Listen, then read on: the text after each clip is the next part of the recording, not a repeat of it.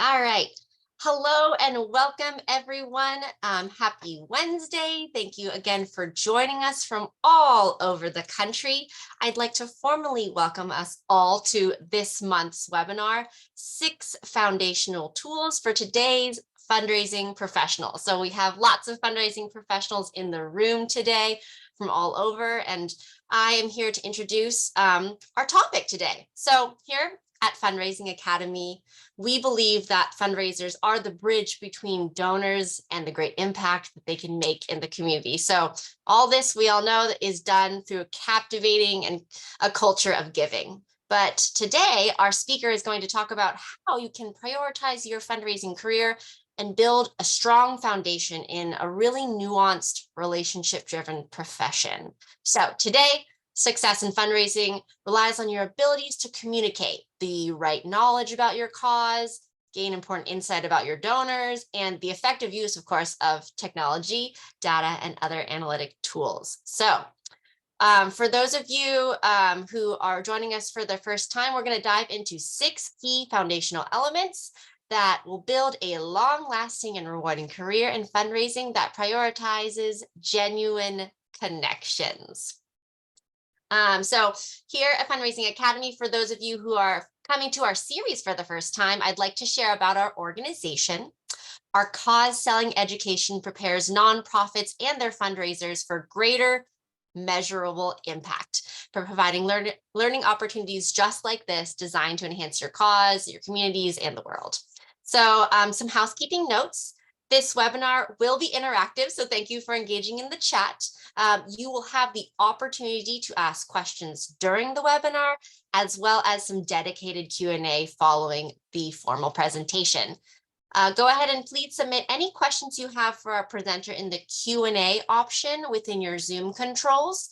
And also wanted to note, for learners of all kinds, the closed captioning is available for this webinar. So you'll go ahead and enable this setting by clicking the CC option in your Zoom controls, and wanted to also note that caption size can be adjusted in the video settings under accessibility.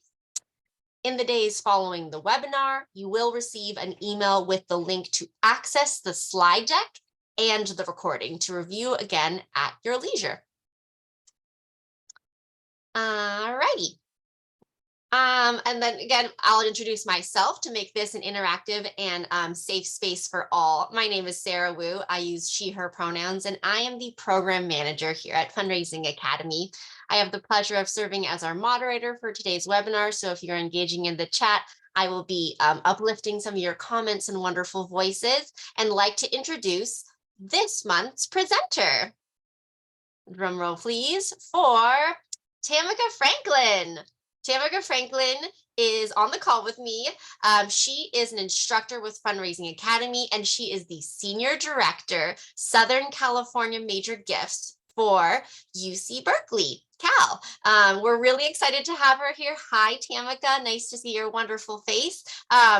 She is actually someone I know from a previous organization that I worked with at UC San Diego. But before joining Cal, she held a number of amazing roles at UC San Diego, where she served as Director of Development for the Price School, leading fundraising efforts, alumni engagement, marketing, and volunteer management. She supported the Academic Division of Physical Sciences as a Director of Development and Alumni Relations, where she played a pivotal role in developing UC San Diego's Black Alumni Council and Asian Pacific Islander Alumni Council. And Tamika was also a recipient of the UC San Diego Diversity Award in 2014. She is a graduate of Lawrence University with bachelor's degrees in government and philosophy, and a board member of Lawrence University's Board of Trustees, and an incoming 2023 president for the Association of Fundraising Professionals San Diego chapter. So it's my pleasure to welcome Tamika. Oh, thank you. It's really sweet and kind of you. And it's nice to see that our worlds are still overlapping after all of these years. So thank you for the warm introduction.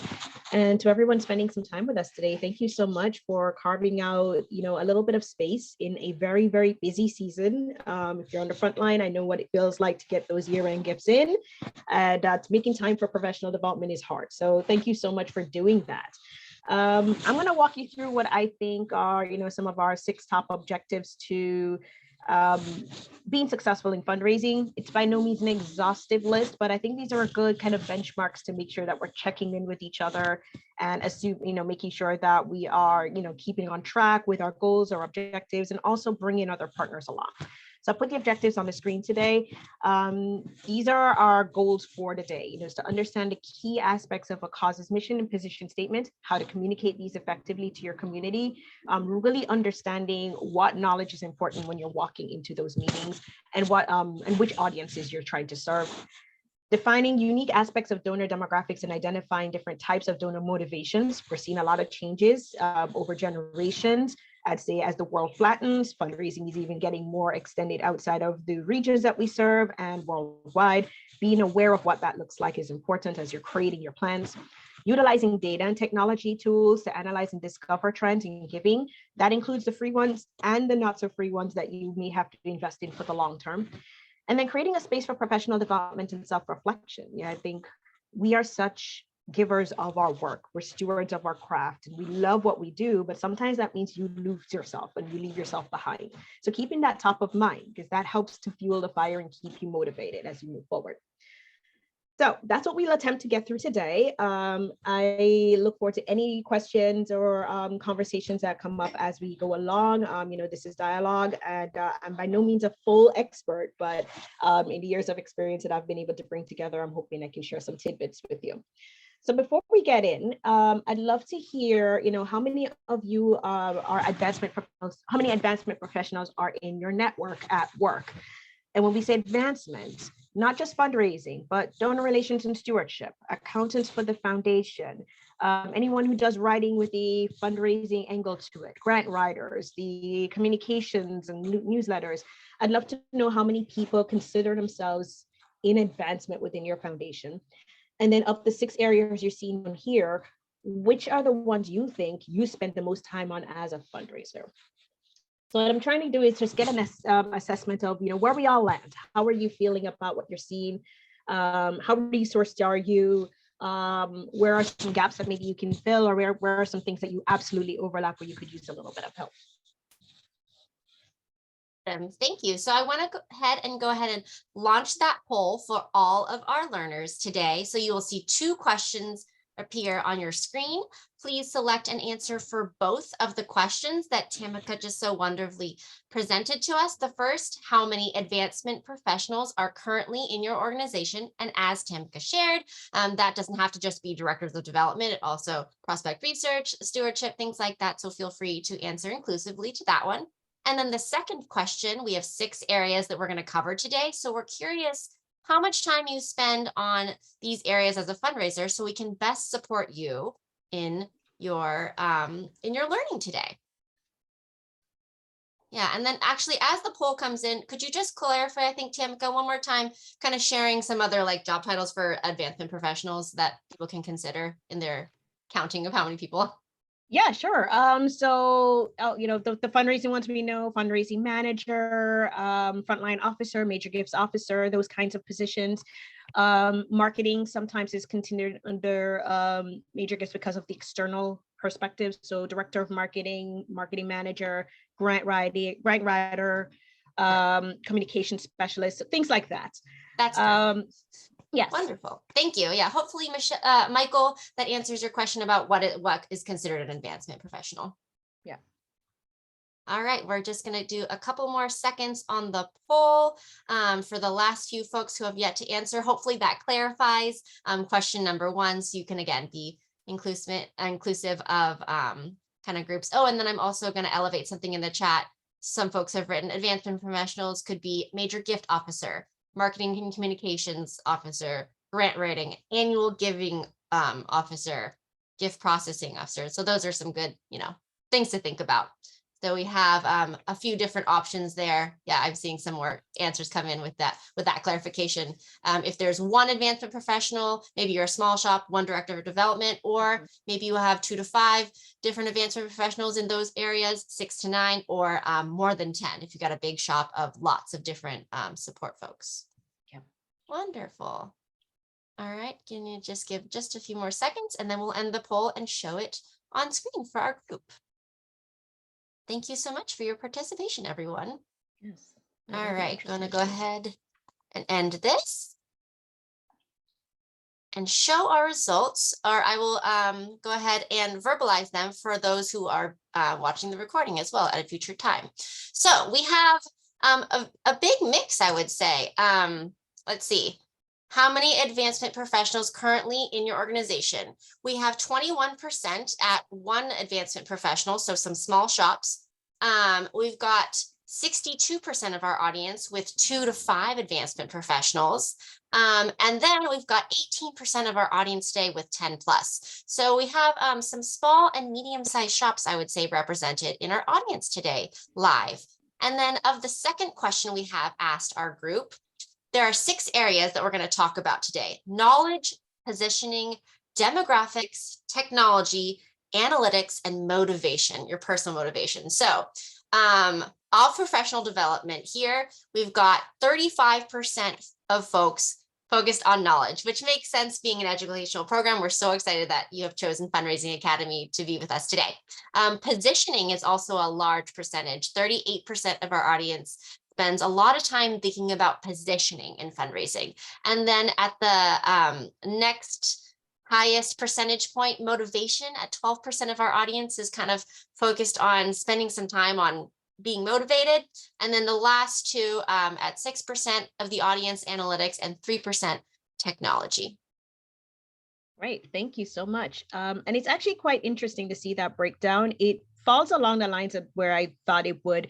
It's, we talk about fundraising and advancement work, we being a bit of an art and a bit of a science, but we focus a lot on the narrative. We focus a lot on the storytelling and the positioning and the knowledge of what we need to be able to make the case for support. Sometimes the metrics part gets lost, or we're not sure how to implement it. And so I will spend a little time on focusing on that today, just a little bit more, since that's a place that seems to have a little bit of a gap. But that is going to be different depending on the resources your team has. So I'd love to hear, dive into that a little bit more from all of your perspectives as you're hearing this. What rings true? What are barriers, or challenges? We are all talking about lack of resources and financial issues, and we're going into a possible downturn in the market. How is that going to affect the ability to invest in your program so that you can make informed decisions? So I'm fully understanding that some of these things do require investment that may not be possible, but the long-term impact of what that means if you start them now can reap then benefits down the road. So I'd love to hear some questions about that or dive a little more into that. But it's good to see kind of a separation of, where people are and what kinds of organizations are in the room. So I'll try to be as general as possible. My background is in academia, so it's a lot of large shops, lots of resources. We've got prospect development, we've got annual giving shops, we've got principal gifts groups and planned giving groups. So I'm used to a lot of people working towards the same goal. That is the one thing I will ask you to check me on. If you see that, these things are not analogous and you need to dive into that a little bit more, please ask the question. I'd be happy to dive into it. Definitely. And we have so much representation in the room today from all different places and different types of organizations. So when we go through each of these pillars, I would love to see some engagement in the chat being like, oh, this is what we do at our organization. And I will elevate those as well with the background in one small shop nonprofit space that I can maybe speak to. So Tamika, you can speak to the larger institution, then I can speak from my experience of the smaller one with some little tidbits. So I'm excited to dive in with you. Awesome. Yeah. All right. So let's do it. So I think as, when we're talking about, focusing ourselves on the fundamentals, we should always start with the donor cycle. You've seen a version of this before. This is our version of the cause selling cycle. It includes all the things you know and love: cultivation, stewardship, qualification or identification. So we've broken this out into 3 segments, but this should look familiar to you. And it is cyclical. A stewardship step does lead back into qualification for the next gift. And unless you've gotten to a really large gift ask in a campaign or something like that, we are constantly asking our donors to continue supporting us, to show us that we are important to them. So it is a cycle. It has never not been a cycle. It may be different versions of a cycle depending on the type of gift you're asking and the commitment that the organization needs at this time, but it will always be a cycle that goes to major gifts, down to principal gifts, up to annual giving, down to planned giving. There's always something in that. One thing we don't talk about in this a lot, I think, is the volunteer piece of the cycle. Sometimes the ask is a time one. It's not necessarily a gifting kind, a gift of cash, a gift of value, but time is something that is a resource as well. And so there are a lot of shops that are starting to think about that in terms of the donor cycle also. What does it mean to ask someone for a finite resource that they don't get back, but it really pulls at the heartstrings? So I invite you to think about that also, for your volunteer leaders, people who are serving on boards, people who are advocates in the community. Make sure that you're thinking about what that cycle looks like for them too. That is an ask, and we don't value it the same, but we really should. So moving forward, these are the 6 pillars we've talked about. We asked the questions before, and I'm going to dive, like I said, into the 3 to 5 a little bit more deeply, but I think it's important to kind of focus on knowledge, positioning in some degree, because it is a big piece of what we do as practitioners. What does it mean to understand what your organization means to the community or in the world?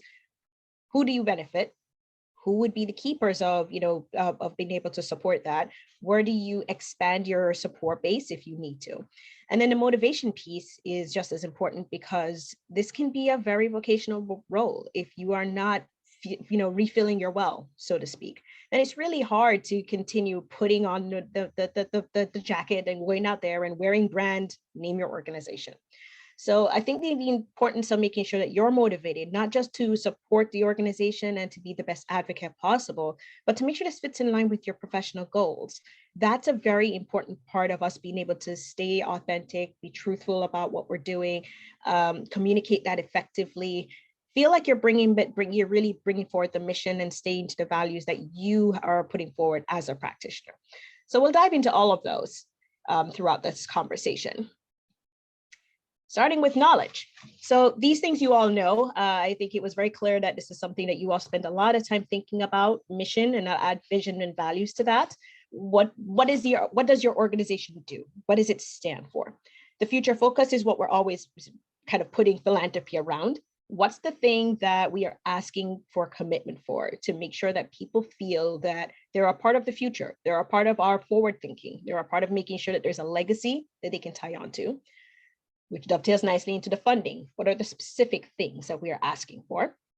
Activities, I think, can be both internal and external. What does it look like to be serving the communities that you're looking for? That could be in research, it could be community service, it could be education, or what are the things that a prospect or a donor need to be engaged in to feel like they're a part of this conversation? Sometimes those are concentric circles, and sometimes they're very separate conversations. So considering those things with your leadership, with the people who are actually practitioners on the ground doing the work that you're fundraising for, understanding what those things are and where people are appropriately stepping into versus not stepping into, that's important to keep in mind. Competitive advantage.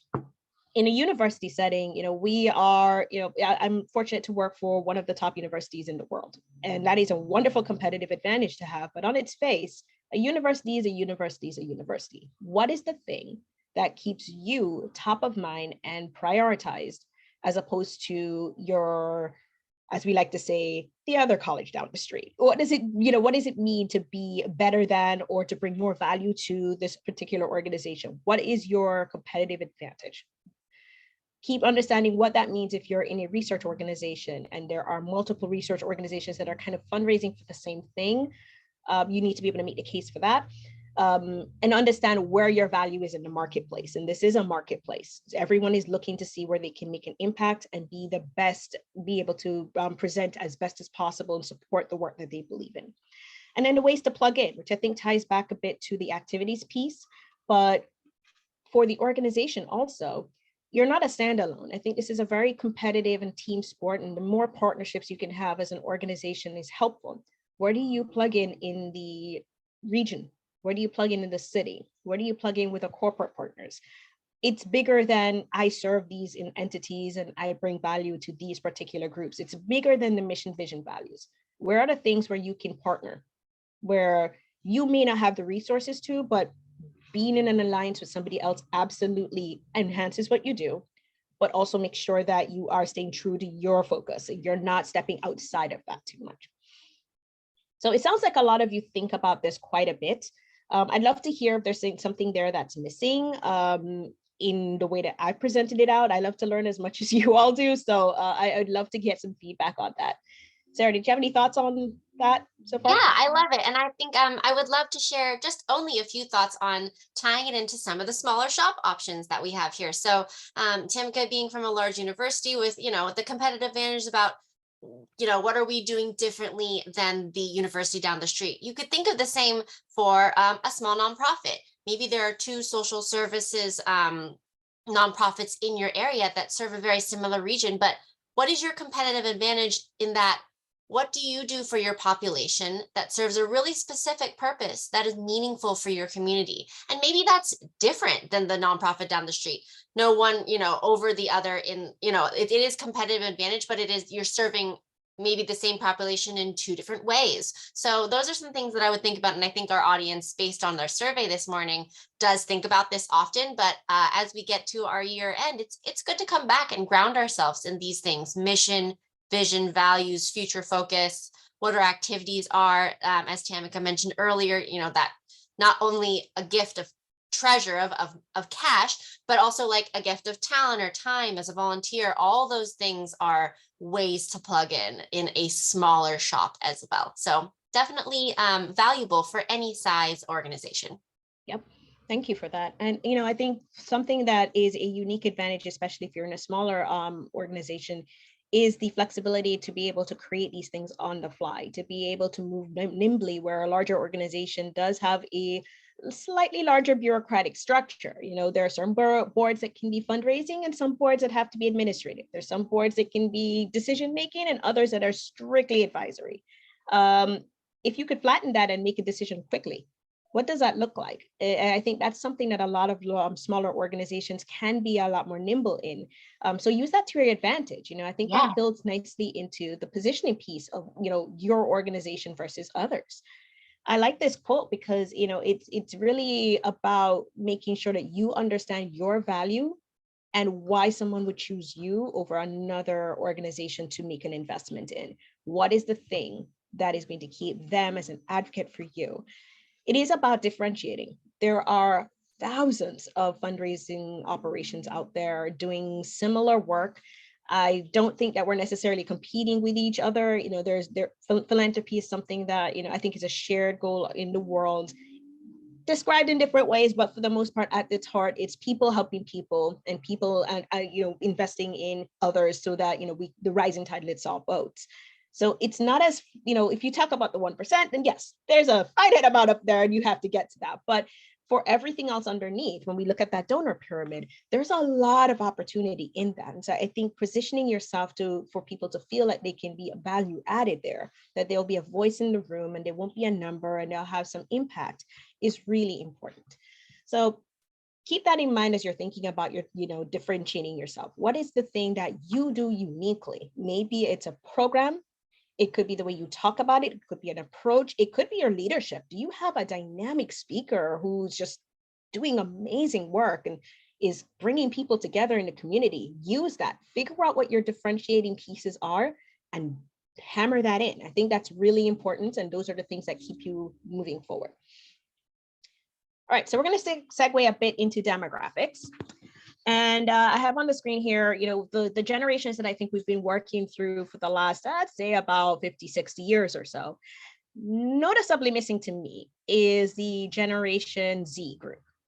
They're young, yes. In traditional fundraising organizations will talk about, fundraising starting in your 30s, 40s and higher. That's when you're starting to accumulate some wealth. But we're going to see a really big philanthropic shift. We've been seeing it for a while. There is a shift of wealth that's going to go down to even younger prospects. And we have to think about what philanthropy means to them in this world with the social and political climates that they're dealing with. Again, the world is flattening, and this is a very in-tuned generation. They were born with devices. They've never known a world outside of the internet.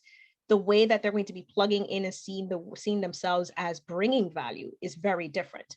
So while I do believe that we should keep an eye on all of these things, there is a fifth group here that is slowly rising, very vocal, very comfortable with difficult conversations, probably more so than some of the other groups. And, I'll squarely put myself in that Generation Y group, proud older millennial over here. But, there is a comfort with having difficult conversations and thinking outside the box, being creative, turning things on its head. And we need to really be prepared for that. A lot of our formulas do not work anymore. That's just a fact. It's not working anymore. So what is the thing that we're doing to say you bring value outside of the postcard or the thank you note or an email or a text? Like, what's the thing that we're really going to do to bring value so people feel that they're getting reports out? Reporting is also important to every single group here. Impact looks different. I think we could slice and dice this in a lot of ways. Traditionally, I think, you say mature groups are kind of more forward thinking about their legacy. They're at a place where they've done what they want to do, and now they're thinking about what I leave behind. That looks like family, that looks like friends, that looks like programs I've been able to do. With terms of their wealth, they're ready to have that conversation. COVID actually showed us that planned giving is thought through for everyone. It brought it to the surface. Anybody who had any kind of wealth whatsoever, all of a sudden started thinking about their legacy. We had 30-year-olds talking about that before I left UCSD. So it's a much more flatter conversation now when you talk about the different vehicles by which you can do philanthropy and where people are willing to engage. So I'd say try things. Set up a test group. Think about who would react to what. See what the reactions are, adjust, move forward again. The worst you'll hear is no. In our industry, that's kind of an occupational hazard. We know that. So it's not the worst thing in the world, but it will give you some data on where to move next, how to adjust the ask, where to plug people in, and what they want to expect from us. Any questions in the chat so far, Sarah? Anything I should be thinking about? No chat questions, but I do want to elevate. Oh, actually, there is a chat question in the chat I would like to elevate. But as we ask this question of Tamika, I also wanted to note for some of us how to tie in. We just talked about, I know all of us are very keen on understanding, the positioning statement, our mission, vision, values. As Tamika talks about this demographic slide, I would love to hear about like kind of what your organizations are, like some of the differentiating pieces that we discussed, and how we can then weave those into stories that relate best to these demographics. So think through that. I would love to hear about where you are all at your various organizations. But we have a question from Brittany, who is joining us. Do you have suggestions on how best to collect demographic info on your donors? It's a great question, Brittany. So this is where I would fall back on, if you have a prospect development team, that is probably going to be the easiest way to go about it, fully recognizing that everyone can invest in that. I do know that there are some resources that are available for free, census information that we can pull information from. This is assuming that you have a donor base to start with, and then you can work from there. But I would also look at, who are the people you're targeting in terms of prospecting, and then see if there are some interest indicators that just pop up based on what they're doing. Business journals are a really great place to start, just kind of getting interest stories about who people are. San Diego does this interesting feature through the Union Tribune, and it's a part podcast, part profile online about interesting people that you should know in the region. Usually up and comers who the area, or they've been working here for many years. They're not necessarily in they're in the grassroots space. They're kind of getting their profiles raised. And that's been a really good way to get information from folks. People do want to get their name out there. They're looking for partners. They're looking for support. Sometimes it's political. Sometimes it's just community activism. Sometimes it's just, hey, I'm building out a business here, and I want people to know that we're doing something that's rooted in the community. But they're all really interesting profiles. So I think it's a hodgepodge of things. What are the resources that are within your region you can use? Like I said, the business journal is a good one. Whatever your local version of a business journal is, do that. When I first started my jobs as a coordinator, there was something we called Google 101. Now, this is maybe 15 years ago, but the idea was doing a really quick search of what people are doing and where they are located. And at the time, LinkedIn was popping up as the biggest search factor of that. LinkedIn is designed to be used for free. If you know where people happen to graduate from, if then you can search that for free. If you are able to search by location, by industry, there's a lot that you can glean from that. And because it's self-reported, there's a high likelihood that it's going to be correct. So there are a lot of opportunities there, I think. This kind of segues nicely into the technology platform side of things, but use the resources that are available to you. There are a lot of them are free. Some of them are pretty easy to get at a little bit of a cost, but it won't impact the budget such that you're filling gaps in the future.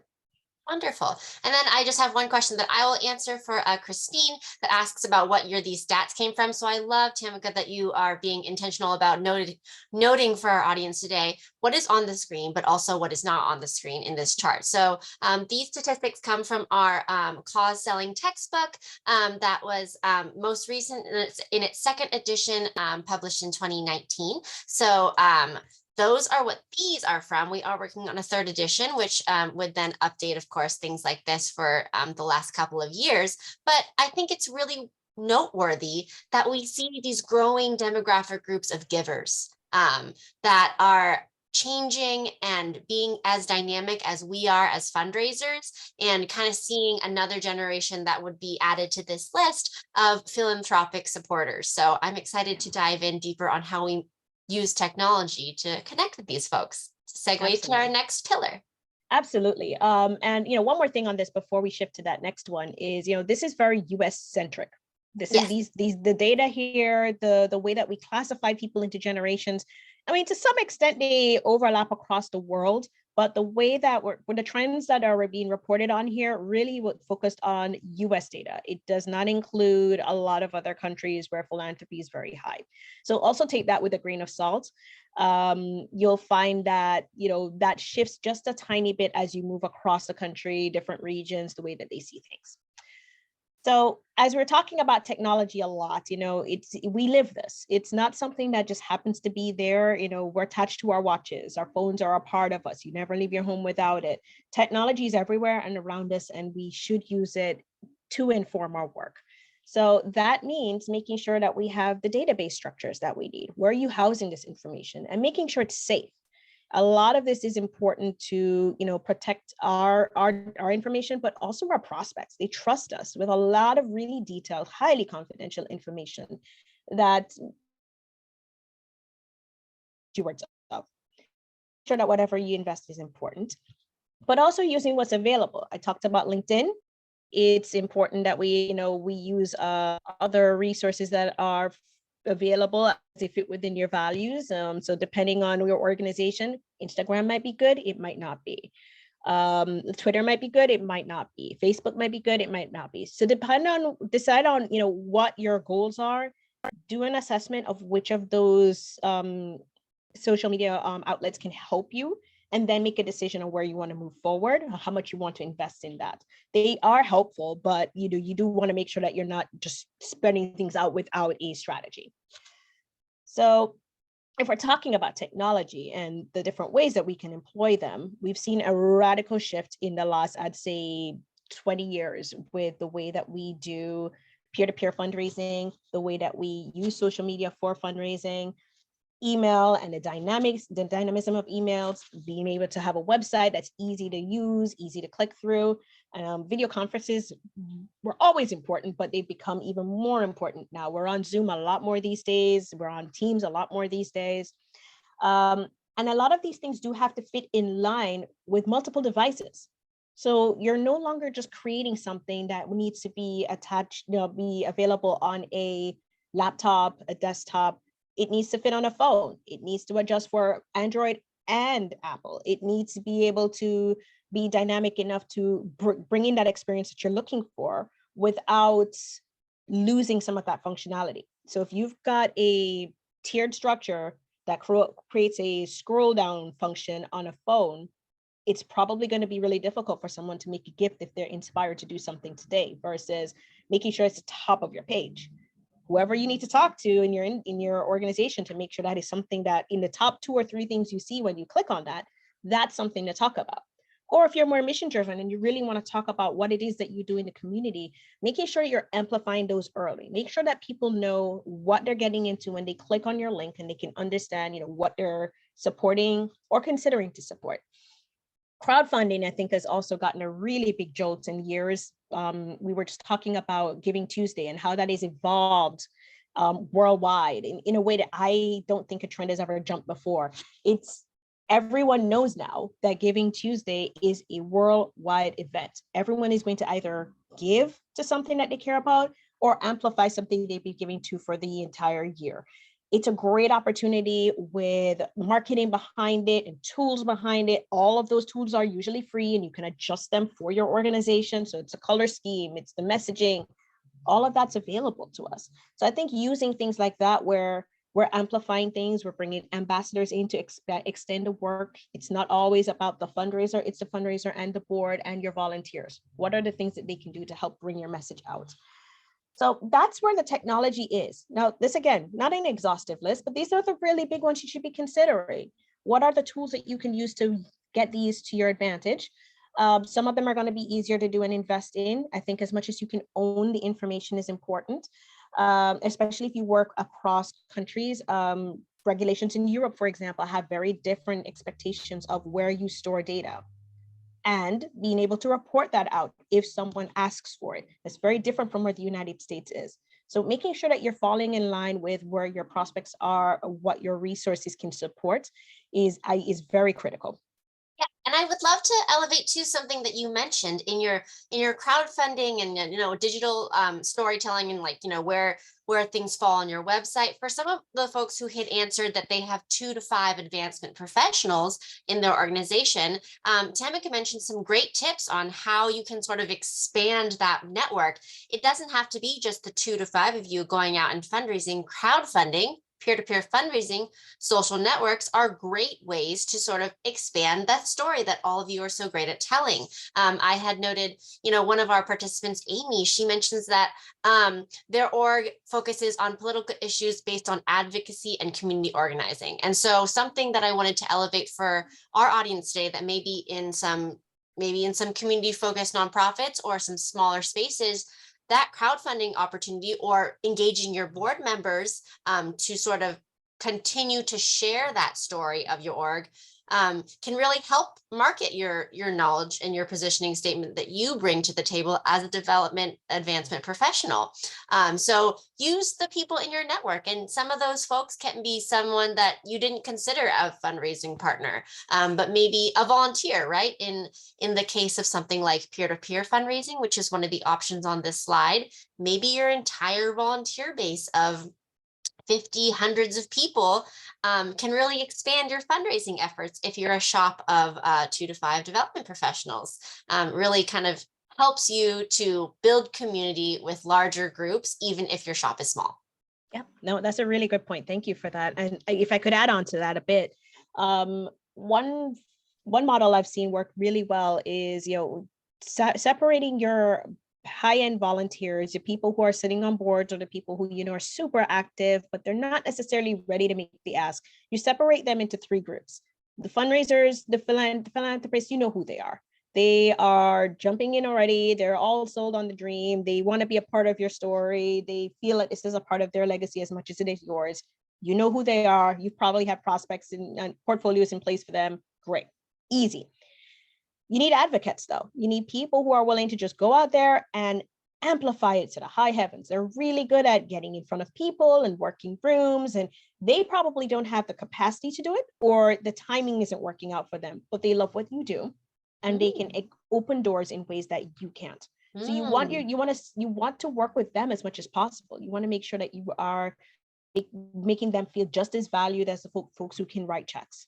And then there are door openers. There are people who are they're like close and adjacent to where you are. Maybe this isn't their interest specifically, but they know 6 other people who can. So the 6 degrees of separation thing, we in the academic space do a lot of peer screenings for that reason. Who are the people you know based on the organizations that you were involved in that will likely take a call from you, person that they've known for the last 20 years, or as opposed to me, suit in the room that they don't know at all. This is a much colder ask. So find out who those people are. And, I think it goes back to that donor cycle piece. All of those things matter in building out a portfolio and a prospect list, a pipeline, if you will, of folks who will be your today givers your tomorrow givers, and the will be prospecting for you outside. I think that's really important, especially if you're a small group. I Try to use the love people. that. I absolutely love that idea, Tamika, of kind of doing an audit of your closest friends, right? And the people who are out there, you're likely going to see, volunteering on your board or, writing checks. But then there are some folks who know 6 people that they might want to introduce you, the advancement professional, to. So there are so many different ways to get your community involved, whether you're thinking creatively about who those individuals are. I hope this is sparking some imagination for all of you on the call to think through, oh, hey, XYZ volunteer has been volunteering with our org for, 20 years. Do we ever ask her to introduce her friends? Or maybe she can't start a peer-to-peer fundraising campaign, but does she know somebody who can? So these are all good ways to utilize and leverage technology that we have on our screen with that storytelling base that Tamika so graciously shared about earlier in the presentation. So everything is really connected. And I wanted to elevate one more thing in the chat that our amazing technical host, Faith, who's our program coordinator at Fundraising Academy, you'll see her in the chat. She's dropping a few resources and links to learn even more about technology. We noted in the poll that a lot of you were interested in educational pieces surrounding this topic.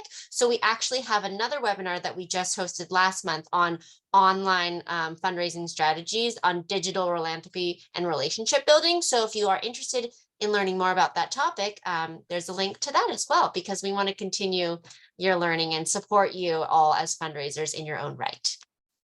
Thank you so much for that. All right, so I'm going to shift a little bit. And analytics really does dovetail into technology a bit. Yep. Yeah, it's very cyclical, but with the technology piece, you gather a lot of data. You get a lot of information about your people, who is supporting you, who is gravitating towards you, who you're benefiting, and all of that's great. We talked a little bit about where to house that and the security issues around that, making sure that you are trying to be as compliant as possible. I think that there are federal standards, and then there are some regional standards you may want to take a look at. So that is, I'll be very frank, not my area of expertise, but the information is available. So I'd say look into that if you're starting to shop around for a CRM. But there are some names out there that pop up all the time that are really good ones. I've used Salesforce. It's a really nice plug and pay. It works really well on a phone. I've used that for years. Blackbaud is an industry standard leader and can either give you things right out the box, or you can create something that's really unique to you. There are, I think, 5 or 6 other CRMs out there that are, depending on the organization you're with, people have used them over time. So take a look and see what's available to you. You don't have to invest a lot, but if you are using, I think as a minimum, if you're using Microsoft and you can't afford to start something, build it out in Access. At least it gives you the tools there, and it's part of a Microsoft suite of products that you can use. It's not the most secure, but it will get you started. If you're working off a lot of Excel sheets right now, it's not as dynamic. It's not going to give you the full suite of things that you may need to do, especially if you're recording giving data. So make sure that you're doing something that is searchable, that gives you information that you can use to make informed decisions, but is also safe for your prospects and for you. Meaningful metrics, I think, depends on where you are. You do want to make sure that people you want to be able to report on what success looks like. This is where the art and the science kind of hit against each other a bit, because we love talking about our narratives, the importance of the anecdotal story of the donor or the prospect that it took a while to get to. And that's wonderful. But at the end of the day, if someone's making an investment in your shop, you need to show them what that return on investment is. If you can't actually put that in metrics, then it's going to be hard to make the case for future investment. And I'm sure we are all at a place where we could use future investment. So standardizing metrics for frontline officers, I'd say in alumni engagement or community or engagement officers versus fundraising officers. How many touches, emails, phone calls, visits? How many of those would you like to see convert to a action, an actual volunteer structure, a gift in kind, a gift of cash? Figure out what those things are for you based on where you are today and where you see the future, and revisit them. They're not supposed to be set in stone. Revisit them once a year, revisit them every 5 years. Do these still fit who we are today? I think a good time is anytime we are doing a strategic plan. That's a great time to reassess whether or not these metrics fit in line with the overall strategy of what this organization is going to do. Changes in leadership, usually they would like to see something different, making sure you bring them along for that. Do they have experience with fundraising? And is there something that you can work on together? That's a great way to build trust with your leadership. Tracking progress is important. What are those strategies looking like? Are you staying on track to make sure you can close that gift today, end of calendar year, end of fiscal year? Will it be able to help you make your budget if that's an important concern? And then the collaboration piece. And this is mostly across the larger organizations, but if you are collaborating with organizations around the country or around the region, are you keeping up with your side of the plan so that they can do their part? Is this working out for us the way we want to? What are the metrics that we can report to each other to say, yes, this is still viable, let's move forward? So analytics can help you make informed decisions. It is a little bit of a pain to get them started. I think it's important though to get them started. It's important to have things there so you can run reports, so you can do, the analytical work and feel like, you have something to fall back on. These are the trends we're seeing, therefore we will make these decisions. These things aren't working. Let's reassess and figure out if there's another pathway to go. And then look at other organizations around you. We're all doing the same work. Is there something that's happening over there that could be tweaked and adjusted for your group? There's no reason to recreate something. A lot of these reports exist. A lot of these metrics exist. A lot of these standards for, fundraising, for grant writing, for prospect development even exist. Find out where they're doing it well. See if it fits with your organization, make the necessary adjustments for your culture, and then work with them. I love that, Tamika. I love the collaboration as our last note on this slide, because I want to note to our community here is that we are here for you as an educational resource at Fundraising Academy at National University to share these things and also elevate them if our peers are sharing them with us. So I love all of the things that Tamika has mentioned about using a database or a constituent relationship management software, a CRM that is fit to you. There are a lot of things out there, like she mentioned, a Blackbaud product, a Salesforce project, like Donor Perfect, like all these different databases that serve different needs based on the various organizations that use them, and making those metrics meaningful. I think tying it back to, our audience here from all over the country and then all of our sizes as well. I love, Tamika, your note about creating kind of standing reports, but also reviewing them at a time of like strategic planning, or maybe for those who are joining this call because it's the end, and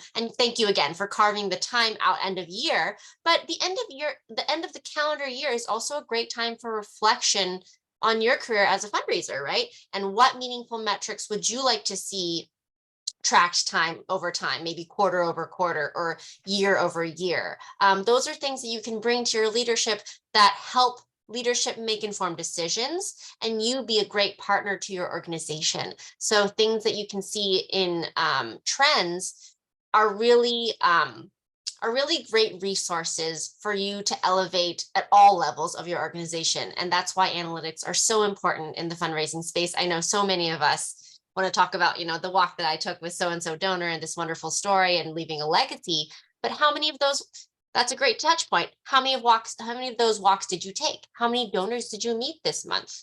How many phone calls did you make? How many emails did you send? Things like that, although seem at sometimes tedious to codify and write down, will really help you and your future self in going into 2023 and seeing how far you've grown as a fundraiser, or seeing how much money you've raised, like in smaller increments than just looking at it at the end of a year or a fiscal year. So I would encourage all of you to look at this slide and think through what is meaningful metrics to you and how you track progress and how you collaborate.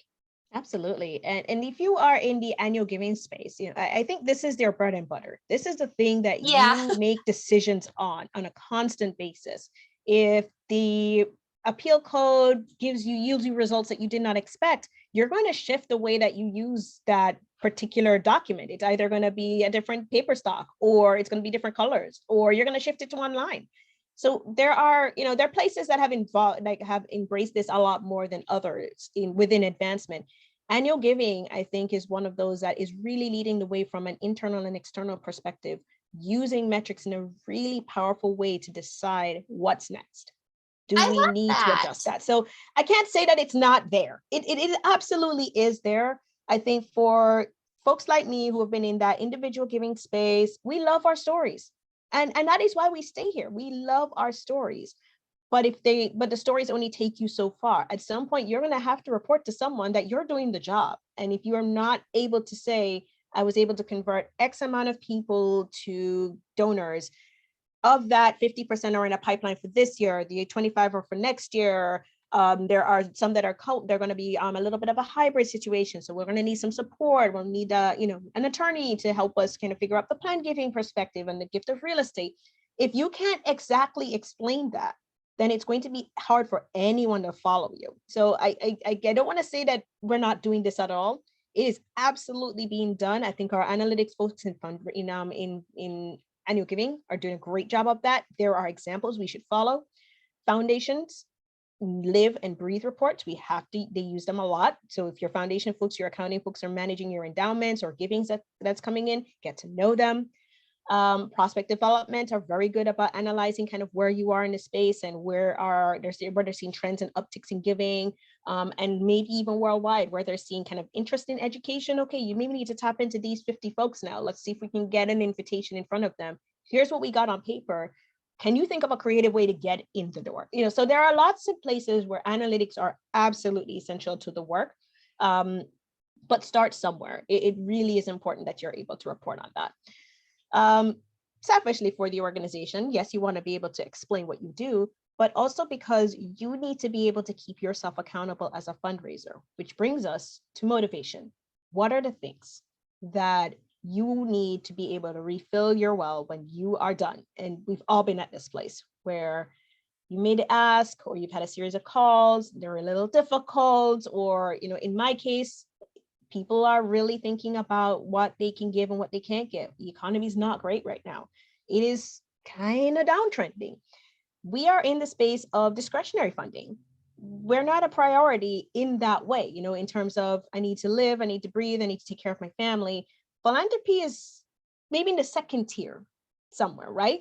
So if you're dealing with people who are, their kids are going to college and they don't have the support to be able to give, or they were going to retire earlier than expected, and so the funding they thought would be available is not going to be available anymore, or if they've got family care issues, elder care issues they have to deal with, sudden death in the family, sudden disability that comes up, any of those things, any of those life events can really impact the types of giving conversations you're having with people who absolutely love what you do, but just are no longer in a space to consider that. So when you hear no like that a lot, that can get a little hard. And if you are trying to make sure that you're building up number to get to closing that budget gap, you feel that intently. And so I think it's really important to remember, like, what is the motivation for keeping you here? Why do you like this organization? What is it about this organization that keeps you motivated? And grab on to those stories that were very positive. You need to be able to remind yourself of that. Also making sure you have a support base around you if you can. Who are the people in your either organization or in your personal life that you can be yourself around and like take the mask off a little bit and just go, okay, I can't do this anymore and I need a little help. But also, doing things like this where you get to meet other people. I have built out a cabinet of folks in fundraising who I absolutely trust when I'm like, my head is beating against the wall and I'm trying to figure out a strategy. They're the people I just say, okay, I just need to throw things on a whiteboard. Do you have time? And we'll sit down and just hash things out, nameless, numbers are kind of fudged a little bit, but the idea is, where do I go next? Or who do you know that could maybe get me a little further with this? All of those pieces can help you with the motivation to keep going in this job. I think sometimes the mission can be there, but sometimes it gets a little hard. Sometimes you just love what you do. I absolutely love this job, but it does get hard sometimes. And so understanding the clarity of why you've chosen this as a profession, why you feel that you're called to do this in a way that fits you and your values and your motivations, how you do it, what are you going to do to keep yourself moving every single day, just a little bit every single day. You're not going to be in the spreadsheet every day. You're going to eventually get to phone calls. And then from the phone calls, you will get to meetings. And from the meetings, you will do a few events. And there will be a prospect in there who will be able to give you a gift. And that's the ha-ha moment. We live for that. But how do you get there? What are you doing to make sure that you are staying on track? And then the consistency of keeping yourself going, of the what. At the end of the day, there is a reason that you're doing this for this organization, but you also are doing this for yourself. And so regardless of which organization you end up working with, making sure you keep that front of mind so that you can be the best authentic fundraiser you can be, and you can inspire others around you to help support you in this work is important. This is a team sport. We get a lot of support because we seem like we're the front line, and we get to do kind of the exciting things. But that comes with making sure your laptop works and having someone run the Zoom behind there. Thank you, Faith, by the way. It comes with making sure that you have data that you can work on so that you don't walk into a meeting where you feel like you don't know anything and that donor feels a disconnect. It comes with making sure that the collateral that's written out makes sense for the person you are presenting it to. It comes with working with other partners. I'm in a generalist role. I am not an expert for Berkeley, but if I know I'm working with engineering and Haas and athletics on a gift, I need those partners to trust me and to give me information so that it can funnel through me to that donor who I built trust with. It's a team sport. So what is it that you're doing to make sure you are getting people on your side so that all of you can do the best work you can? All of that can help with the motivational piece. So figure out where in this you find your why.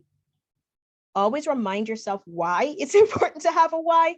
And I think for any job you have, you want to be able to articulate that as best as possible, not just externally, but internally also.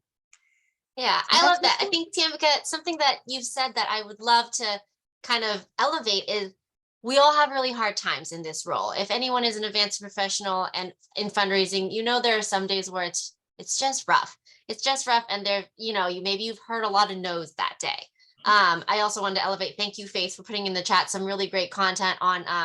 We have a whole section on how to handle donor objections. So this might be a really great thing to bookmark for some of our folks who are looking for motivation on how you get how you reframe donor objections or reframe those no's, because they sometimes aren't always no's. And so I think that reflecting on what we have on the screen today, why I fundraise, can help you through some of those tougher times. Maybe it is the end of year and you are, up against the clock, and then you're trying to meet some metrics that you are goals that you set for yourself or your leadership has set for you.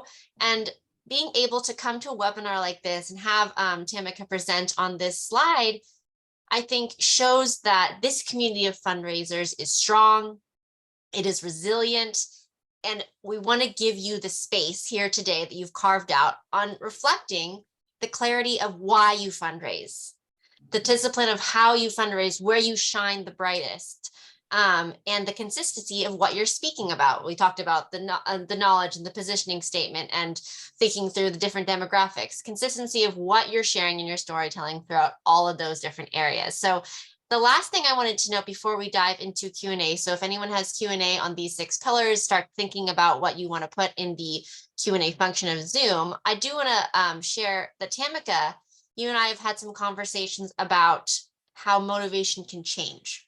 So I wanted to ask you that too, like, what do you think of that as a professional fundraiser, how some of these reflections can change over time?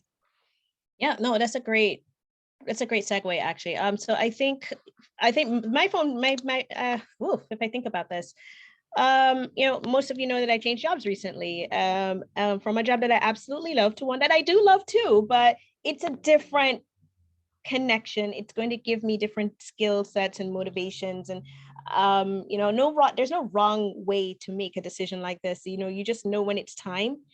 I absolutely loved my time at the Preuss School and at UC San Diego. I got time to grow and learn and work with some amazing fundraisers and advancement professionals in my career there. 11 years at any one place is a long time to, kind of sit and absorb. And I'm a student of this. I like learning about things that I don't know. I like improving. I'm not afraid to ask questions. I'm not afraid to take critique. And I really did get a lot of that at UC San Diego. The Proy School, which is the charter school on campus, serves students who are from underserved backgrounds. They're likely going to be the first in their families to go to college. It's me, it's my story.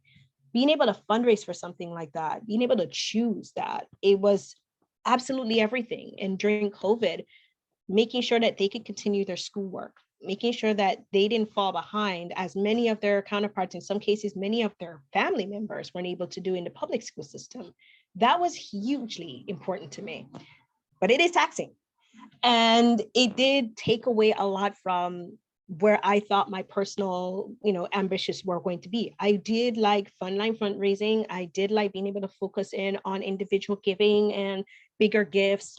And in that particular organization, you wear all the hats. And I just realized that for the things that I want to develop, a certain skill set that I want to develop, that was not going to be the place to do that anymore. So I shifted, and I'm at Berkeley, where I am able to really focus in on that in a unique way, and get the skill sets that I'm looking for, so that I think I can be the best fundraiser I can be in the future. It's not to say that I have anything negative against UCSD or professional development opportunities there, or even what's available in terms of growth. It just didn't fit me anymore. And if you get to that place where it doesn't fit you, then maybe it's also not fitting the organization. And the best thing you can do is allow someone to come in and do the work that they need to be done there. So it's good to kind of check in with yourself. Sometimes you're the best advocate for it, and sometimes you're not. And there's nothing wrong with saying, maybe it's not for me anymore, or maybe this is not in their best interest anymore. That was a very mutual decision. We came together. I'm still friends and connected with a lot of the folks on that team. I still answer those questions when they come in. I want it to be successful, but I also knew where I wanted to go. So I think it's okay to say, I believe in this, I want it to be successful, I want it to do well, but I need to play a different role for it to be successful. I like that. I like an answer. And thank you for sharing. Thank you for being so candid and sharing your story. I think that it's important in the fundraising space that we don't often do as fundraisers about sharing our career paths and reflecting on our why and how we got to where we are today and what really gets us out of bed in the morning as a fundraiser, but also where we started, where we are, where we want to go. All of these things are important on the journey, and why motivation is the sixth pillar, because that is something that's going to keep you going for a longer time, over periods of burnout, over a lot of no's, a lot of donor objections, but then a lot of wonderful stories. And this community too, in Fundraising Academy, we encourage you to engage with us, because we're always sharing these stories and always sharing these opportunities of diverse ways people came to the industry, left the industry, came back to fundraising, went around in a circle, turned around, jumped 3 times. All these things are part of the journey. And so I think it's really important to have these conversations, and I encourage them with you and your colleagues. So that, I believe, concludes all of our official 6 pillars. I wanted to thank Tamika one more time for going through all of that, going with me on the journey through learning about these 6 pillars. I also would consider myself a lifelong learner, and really interested in always bettering my professional development, and thinking through these really important 6 pillars as we leave 2022 and go into 2023. So for those in the audience here, I would love to keep you on. We still have another 30 minutes with our wonderful presenter Tamika and myself and Faith here thinking through this session. Go ahead and submit any questions or comments. Actually, questions or comments, I would love to hear from our audience members in the Q&A section of Zoom, or if you are in the chat, I will elevate those as well. While you're typing in your questions and kind of thoughts, since we've left you with some thought-provoking ending slides, I do want to share that as we think through 2023, you can actually save the date for our next Fundraising Academy webinar on January 18th, where we're actually going to continue this conversation, this educational piece, with a webinar on management tools to make you a more effective fundraiser. It's going to be presented by Jack Alato, a trainer at Fundraising Academy. He's also a CFRE. And Jack is going to take you through, I think actually this audience would be really interested in joining because the management tools will be even more tangible takeaways to come off of our 6 pillars, and learn a little bit more about managing teams. For some of you, I noticed that you were maybe a shop of 1 or a shop of 2 to 5, maybe some tools to make you even more effective in your collaborative work. So I really encourage you checking that out. Thank you, Faith, in the chat for going ahead and putting the link to register to that in the chat. And go ahead and add your questions or comments for myself and Tamika. I think it was a great overview, Tamika, of our 6 pillars. So as the questions come in, I wanted to open it up to you and kind of think through what pillars you see coming to the top of your mind as you think about what you focused on this calendar year. Well, I'm still kind of in the positioning Yeah, perspective. This is a great. new role for me, much larger institution. I am used to large public institutions, but there are certain that they're almost outsized in a way that you have to wrap your head around. Someone told me when I started, really like embrace that newness. Try to be vocal and honest about that. Don't try to know everything. It's okay if you don't actually. It allows people to be in that space where they feel like they can teach you and you can be a part of their journey also. I've taken that to heart. So the positioning of where UC Berkeley is in the States, and specifically for my region, managing Southern California, how do we bring relevance when alumni, parents, friends, people who believe in public education, when it's so far away that you can't really touch it, how do we bring that here? And for us, if you're in San Diego and I'm based in San Diego, you have to fight through San Diego State and UCSD first, and in the public school space. If you're getting up to Irvine, you're going to be, UC Irvine is there. UCLA has the lock on LA. So how does Berkeley penetrate that region in a way that is still relevant? You are in a competitive space in that place where you're trying to compete for attention, but it's similar and yet different at the same time. So the positioning is something I'm giving a lot of thought to. I have a great team that have joined me over the last year, and they're giving me a lot of food for thought in terms of how we do our work together. And it's been a really true partnership that I get to watch happen and be a part of. So spending a lot of time in that space. I love that. I think it's important to reflect on your year back and think through, like, what of these 6 motivational or 6 foundational pillars as me as a fundraiser, what am I focusing on this year? And what areas can I focus more on? And those seasons will change, right? As all of us are in different places in our career paths, and all of our fundraisers who've joined the call today are interested in different pillars of success that they might want to focus a little bit more professional development on. It's nice to hear that sometimes it's the time to, maybe you did get a new role this year. I'm speaking to some fundraisers in the room that maybe have switched careers into fundraising, or maybe they used to be in sales, or maybe you're a development coordinator and you're kind of interested in frontline. What are the different pillars of success that we can help you with, and where are the little areas where you see growth or potential growth for yourself, or areas that you think you're really great at already. So thank you for sharing that, Tamika. And that's great to hear about someone who, had in a new role, but also has a wealth of knowledge and information from previous roles in fundraising. Absolutely. And I think, I remember being a coordinator, I started in, supporting major gift officers as well. And so I feel like I've had this iterative stepped career. And I have a lot of respect for folks who are behind the scenes, who get people out the door. I know very much what that's about. But I also remember that shift into frontline and realizing this isn't what I thought it was going to be. Part of that was negative and part of that was positive. And I think that's okay to kind of assess it. Some jobs you have to get into it to see.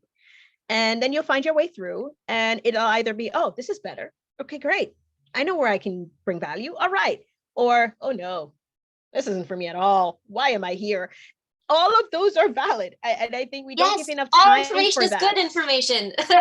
Yeah, disqualification is just as important. We do not want to keep prospects on our radar who have clearly told us that they don't want to be here. That's okay. It's maybe disappointing, but it's okay to know that, because then you can focus your efforts elsewhere.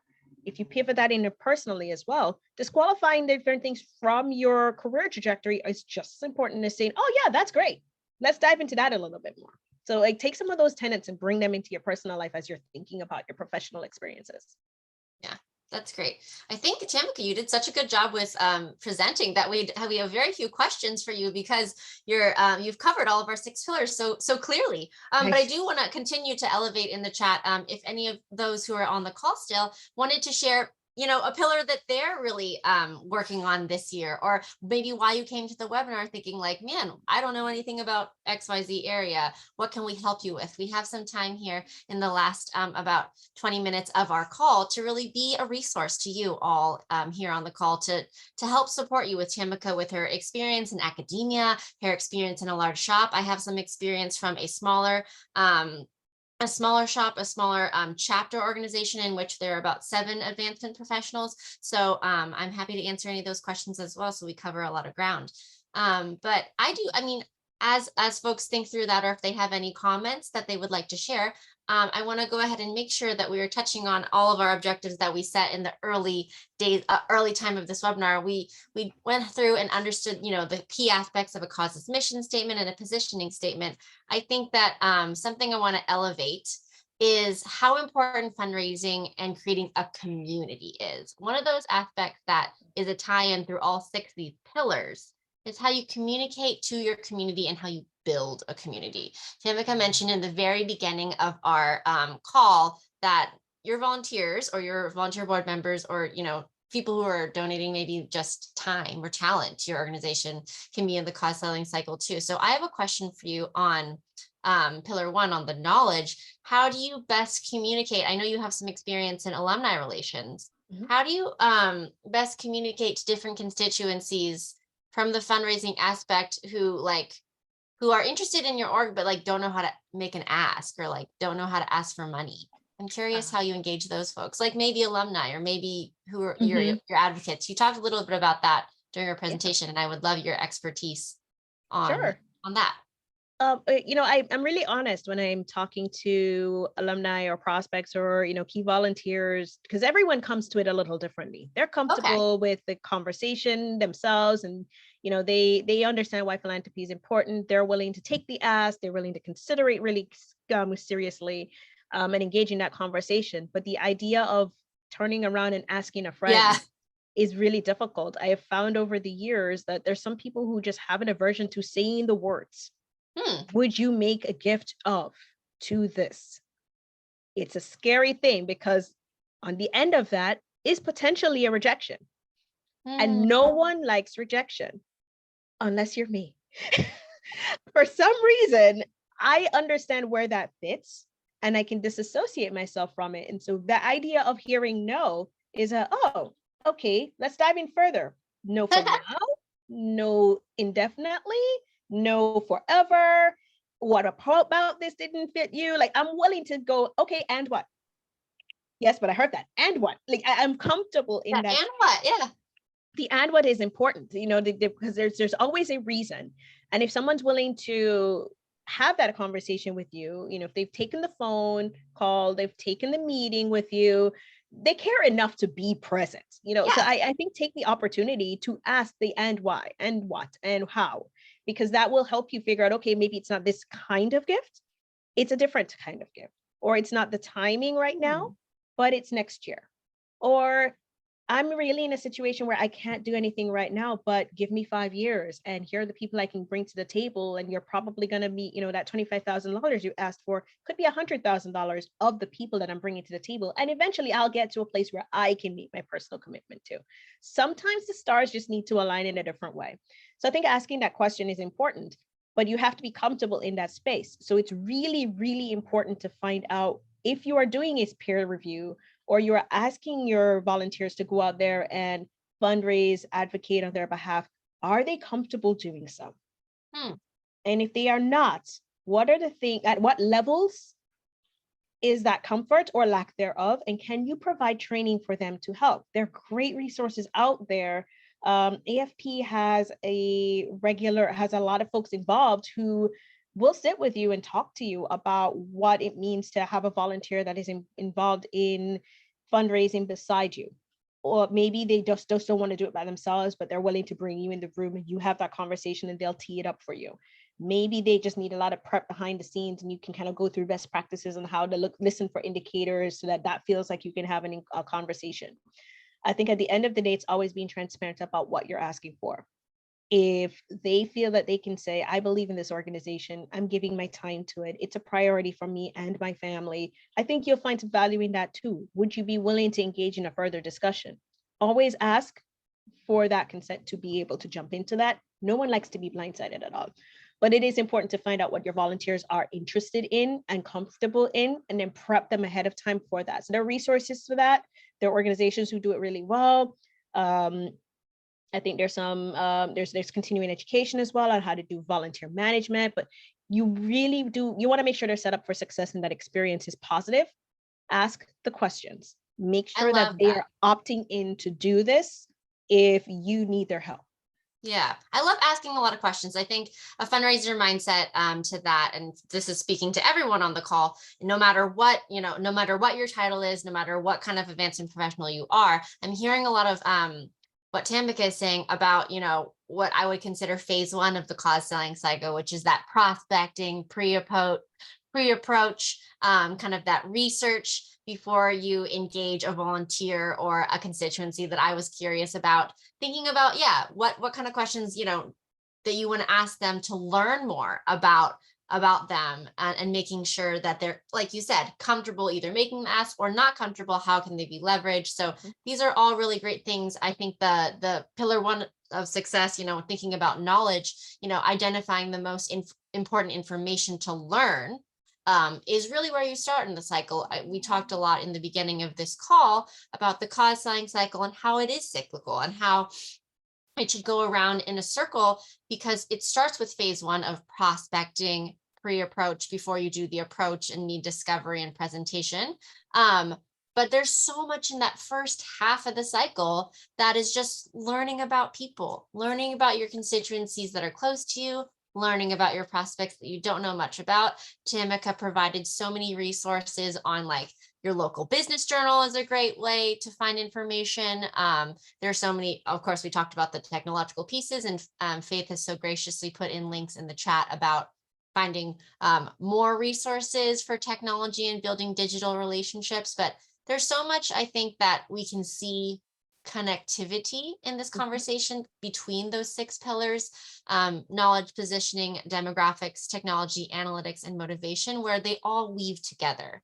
Yes. There is something for everyone in the fundraising space to learn more about. You may be an expert, like you said, Tamika, in knowledging, you're working on positioning a lot, but maybe in September you'll be like, I am a superstar analytics like time. Maybe this is the end of my fiscal year and you feel like very heavy on the analytics pillar. So, and I think motivation also ties into all of that. So thank you Absolutely. for providing all that wonderful information and kind of answering my question about how to deal with different constituencies and how to communicate with them. Absolutely. I No, this was also, a oh, blast. there's something in the chat too as well. Faith has another resource for all of us on the call, about how you can learn to increase engagement with your board. So this isn't a constituency. We always get questions about this at Fundraising Academy, how to engage like those volunteer board members, again, who maybe aren't comfortable with the ask, or, they're engaged with your cause and love your organization's vision and mission, but what do you do with them? So we did host a webinar called Supercharge Your Fundraising Board. So another topic, if anyone of our lifelong learners are interested in watching that webinar, that is on our online learning portal as well. So wonderful. Actually, that would be, since we're talking about volunteers and Mhm. getting them active, making sure Yeah. they feel like they believe in this mission and whatnot. I think another conversation that's popping up a lot as we talk about our key volunteers is the makeup of those boards and what they traditionally have Oh, been, which is very much a play-to-play model. You make a certain level of gift, we give you access. Who does that leave behind? Or if we are constantly kind of using our metrics from our capacity ratings based in certain data that may or may not be dated, um, who does not get invited to the table, or who are we not prospecting from? that's And is that important. creating a DEI gap that we're not seeing because we think fundraising at a high level looks like a certain thing. Mm. So I think there are a lot of organizations that are starting to think about, flattening that a little bit more. I think that time, talent, treasure question is popping up a little bit more and how it actually is valued. Um, Also, does the board need to look the same way it does? Does the governance structure need to fit the same way it does? Do we have anybody from the board who is actually a recipient of this experience? You're making decisions on a community that you may not have an experience with. Sometimes that works well, sometimes you miss some things. So I think this is a really good time also to talk about that. And I know we didn't really get into the DEI side of things, but that's a really good place to start. Is the board that you have reflective of the mission, the vision, the values, and not just the fundraising needs of the organization? Because I that can love be. that. I'm going to elevate that too. I'm going to say it again for the recording. Like, is the board at your organization reflective of the mission and the vision and the values and the community that you serve? I think that's really important to think through as fundraisers on the call, going out of 2022 and into 2023, to really reflect on that. We talked about motivation, we talked about self-reflection, but can you reflect on your organization and the makeup of the leadership that is so paramount to the work that you do? So really, really great. I'm so glad you brought that topic up, Tamika, because I think it's important for us as fundraisers in this profession to be successful, but also to be asking some of the tough questions, to bring to the forefront diversity, equity, inclusion, access, justice issues all the time. It's not just a phase or a season. It's something that we can all weave into everything that we talked about. Even in those 6 pillars, I have been considering and thinking about what that access piece looked like. We even you talked about technology and what shows up on your mobile phone if you have an Android or an iPhone. But what if you are on a desktop computer in a library? What does the website look like to you? But what does it look like to me who maybe has some visual impairments? What does it look like to me on an iPad with larger font? What does it look like? There are so many questions that we can ask ourselves in that self-reflection piece to stay motivated to be reaching as many communities as possible that can be givers to our organization. So thank you for bringing up that DEI and access piece. It really makes me think as a person in the fundraising space. Yep. And I mean, that could have its own topic and for a long time, and I'd love to sit in on that for sure. But, there's a lot in that DEI/BJ space that we are rethinking, and there are out groups or in groups or, just multiple groups that we haven't considered yet who need to have a seat at the table. And if you don't create the space where you can have those conversations, sometimes comfortable, sometimes not, then it's really hard to bring other people into the fore and then make the case that they should be there. And it is making a case. It is different. That's wonderful. I'm going to go ahead and move us along for the last 5 minutes of our chat into the last 3 slides we have for you today.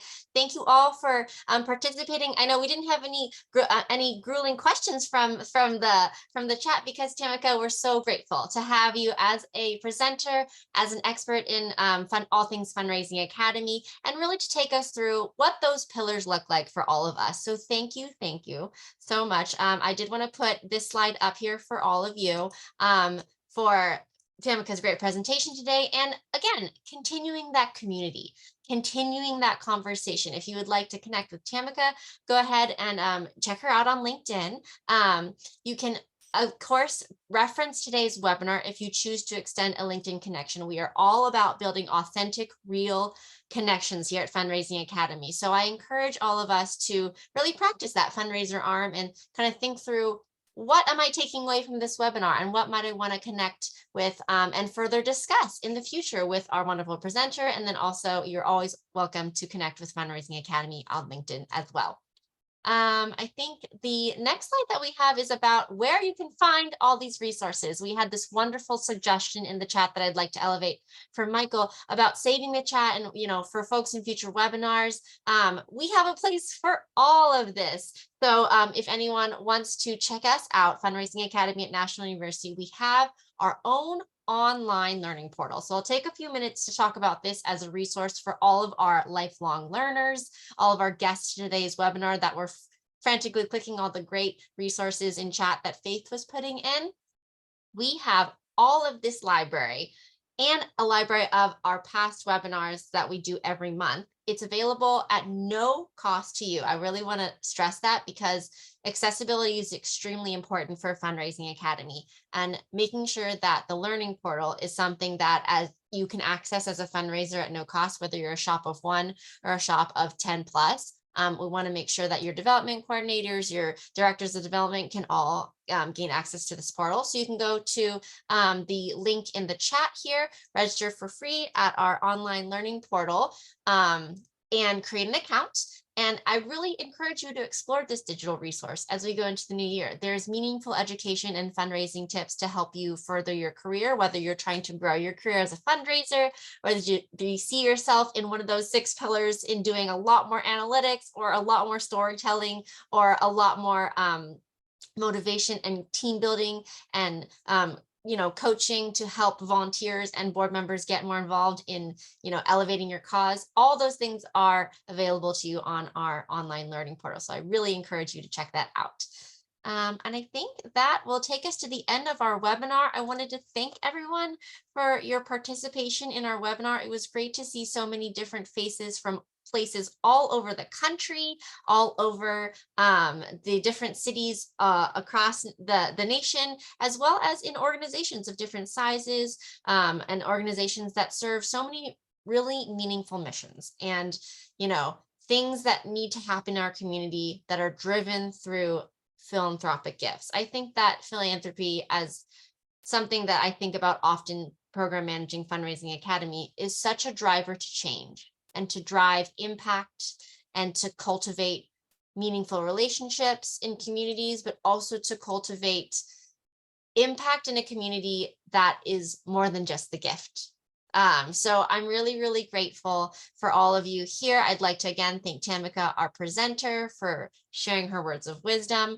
Wanted to, again, the housekeeping, remind everyone that they will be receiving a link to access this slide deck to reference or share with your organization, and a recording of this webinar if you want to go back to hear Tamika's wonderful wise words and think through your self-motivation tips at a later date. You will receive that. And thank you for our audience, our captive audience of so many folks. Thank you. You are the reason why we do what we do. We want to help continue to have all of you, our lifelong learners, on these calls. We do these webinars once a month, so please join us for a future one. And also to help us continue to improve that, go ahead and fill out the survey that will appear on your screen at the end of the webinar. We want to just ensure that we're providing value to you, that we're covering all the different aspects of your roles as fundraisers that you have inquiries about. So that takes us to the end of the webinar today. We hope that you are safe and healthy at the end of this year, that you are enjoying some time in the holiday season with your close loved ones and friends. And thank you. Thank you. I want to say thank you to all of you for what you do to better your communities, because you are bettering your communities where we live, where we work, where we play, and where we engage with one another. So thank you so much. I hope you all have a great day. Thank you, Tamika, and we will see you on the next one. Bye-bye.